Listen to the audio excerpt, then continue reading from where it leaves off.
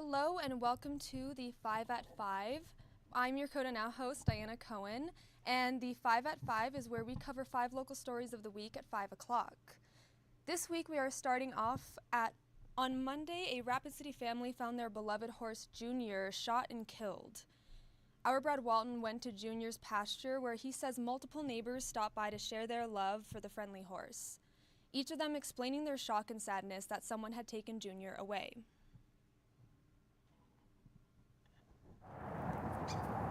West of Cowboy Hill, there's a pasture where turkeys gather and horses roam. Sunday night, the pasture became the scene of a violent, senseless crime. My dad discovered that his horse had been shot in the neck, in the head, and was in fact dead. Klinsky and her parents cared for their horses, Junior and Copper, for many years. They got each of them from a different rescue situation where they'd had kind of some tough life. Now, Junior is gone, leaving the neighborhood scared and confused. Everybody kind of came out and was just shocked and wanted to be supportive and try to figure out what happened and why. Humans weren't the only ones left distraught by the shooting. Copper got really upset and he started running up and down the pasture and neighing and kind of carrying on and having kind of a real reaction to it. The advice Klinsky would give to fellow animal caretakers in Rapid City is, cameras are always a great thing to have on hand. The seemingly random killing left Klinsky and her parents devastated. Junior may be gone, but he won't be forgotten. It's just a horse, it's just an animal, but it's also a family member. Like his best friend Copper, Junior will be remembered for his friendly nature. Too friendly, obviously, because they came right up to the fence, and that's where it happened. If you have any information regarding Junior's killing, call the Rapid City Police non-emergency line at 605-394-4131. Now that Christmas is over, you might be looking at your beautifully decorated tree and wondering what to do with it. If you have an artificial tree, you don't have to do anything. But if you have a real tree, the National Christmas Tree Association says there are signs to when you should remove your tree. If your tree has started to dry out and you're seeing a lot of brittleness, it's time to take it down. They say don't put it on the curb for the garbage man because Christmas trees are biodegradable. It's good to recycle the tree. It is a product of nature. It's fully recyclable, unlike an artificial tree, which is both not a product of nature and not recyclable ever. It will sit in a landfill for 1,000 years when it goes there. But a Christmas tree could go in the landfill and it will decompose, but most municipal waste handling systems do not take them.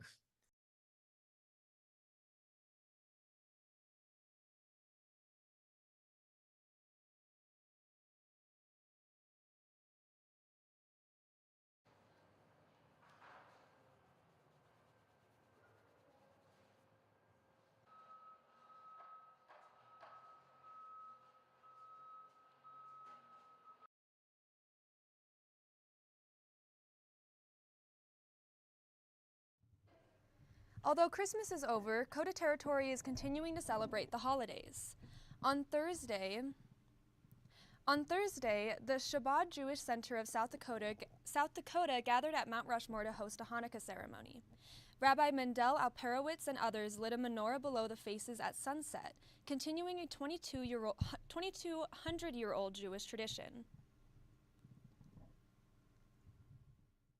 When our founding fathers established this great country, they gave us all the ability to worship and practice our faith freely, and there's no better place to do that than right here at Mount Rushmore.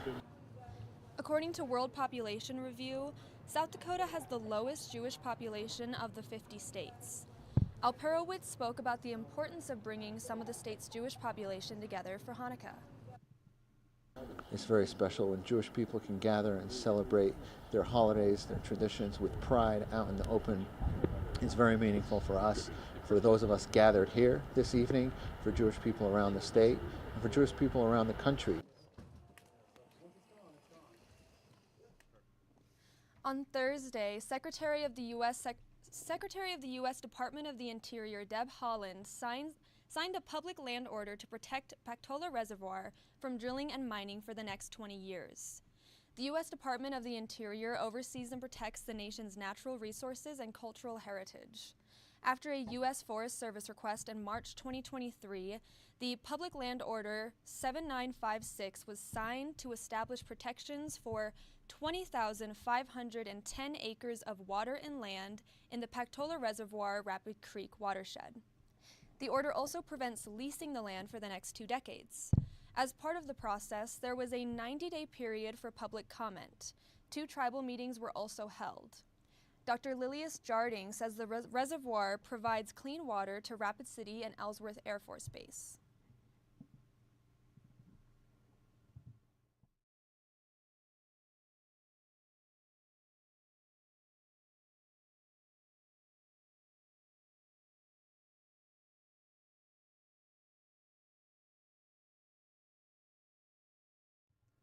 I apologize about that.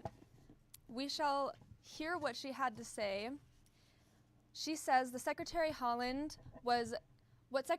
did was the result of hundreds of people in our area speaking up, sending written comments, and there were 1,900 comments on the withdrawal, and 98% of them were in favor of the withdrawal. So thank you very much for that information, Dr. Lilius Jarding. Moving on to Connecticut. According to Bristol Press, Connecticut prosecutors are investigating claims state employees may have skipped out on paying taxes by claiming residency in South Dakota. Now, this might lead one to wonder how to establish residency in South Dakota. And in order to establish residency, you just need to stay 1 night here. Spearfish-based South Dakota Residency Center helps people become residents. Company president Dane Getz says his business is mostly a mail distribution business working with people without permanent addresses. Common clientele include traveling nurses, retirees, and active duty military members heading out for a lengthy deployment. Getz explained one of the requirements for establishing residency.